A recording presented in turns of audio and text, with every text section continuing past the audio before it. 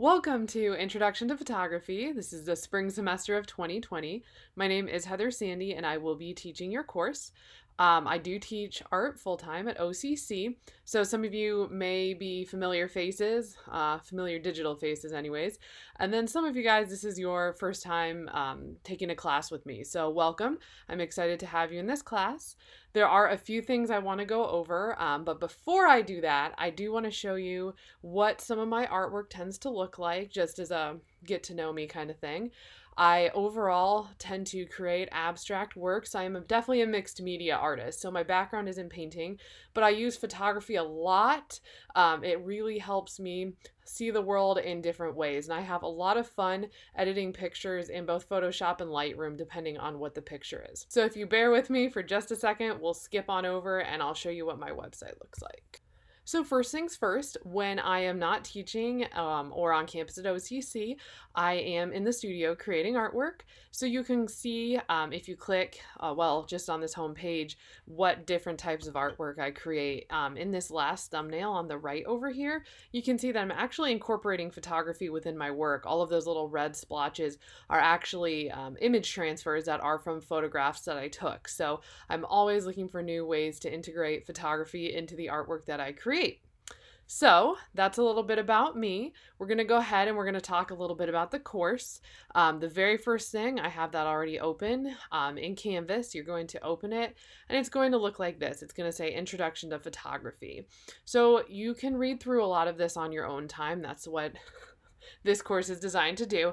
But I do want to point out some main navigational things that I think are important. So number one, when you click on the home page, you can scroll down to the bottom. It tells us again, you guys are going to learn basic techniques in digital photography. There are 13 modules and you're going to work through each module.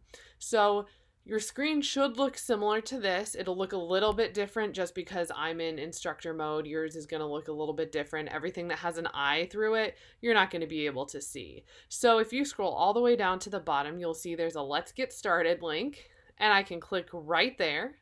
And it will take me to that first module, which is what you're working on this week. You are watching the video that's under Meet Your Instructor, so you've made it this far. Good job. And then there's other links that you work through this week. The course overview, the online etiquette, the code of conduct. These are all hopefully fairly basic concepts, but they're all really important to go through. You are going to need a camera, and I'll talk about that in just a second.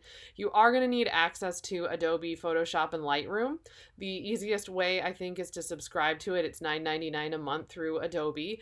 You are going to need a computer that can run that and also internet that can run that. And then all of our artwork is going to be uploaded to a website called Flickr. So you're going to need to create an account. Once you've created that account, please let me know what your username is because I can start to add you to groups that already exist. It gets a little confusing at the beginning of the semester, but by about the second or third week, we usually have the hang of it and everybody's uploading artwork really easily. So just bear with us. Again, sometimes it's a little bumpy at the beginning, but if you hang in there, usually people get the hang of it. On the left, so that's a module, and as you scroll down, you can see Module 1 is camera and editing, Module 2 is composition, Module 3 is ISO, aperture, and shutter speed. So you can scroll through, you can look at the course. One thing I do want to warn you of is that I am in the process of re-recording the videos for each week. So if you're a person that works ahead, and it's completely okay if you do, just know that right now the videos that are attached to each module, with the exception of this one, are from a previous semester. So the dates are going to be a little bit off. Again, I'm re-recording that as we move through it. But if you're a person that, wants to knock out 2 or 3 modules this week, just know there's going to be additional things that I kind of change up a little bit in the videos. So if you have questions about that, please feel free to contact me. So again, if I click on the left, this link says syllabus. It pulls it up in this window for me. I am not going to read you the entire syllabus. One of your responsibilities as a student is definitely to make sure that you have read this document and you understand what's expected of you, when things are due, when things are completely due for the course, at what point you're going to get a 0. So make sure if you have questions for me, you send me a message, you email me. get a hold of me somehow, because I want to make sure that everybody understands and does okay in this course. So you'll see my contact information. I answer either messages through Canvas or emails much faster than I do my office phone. So you can call my office phone number and leave a message. A lot of the time I'm in the classroom or I'm in a meeting, and so if you leave a voicemail, I try to get back to you as soon as I can.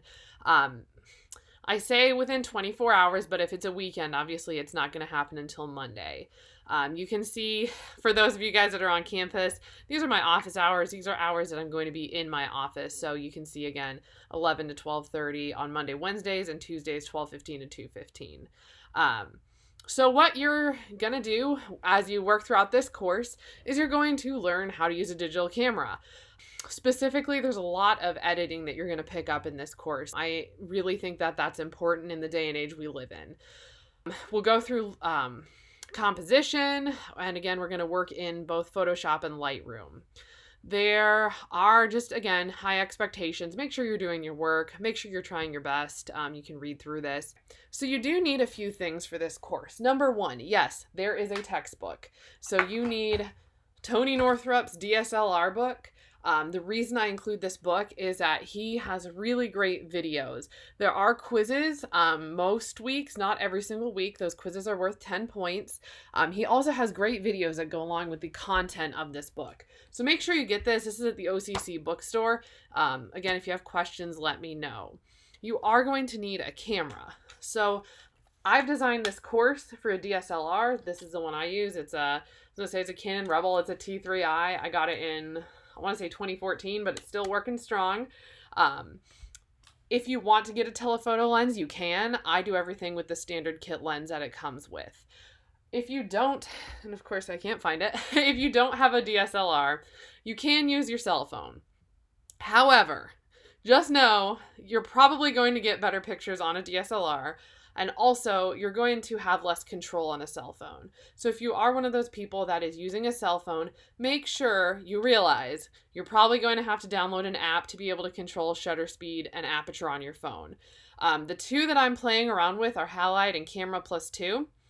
So there's a further information about this on the Getting Started module.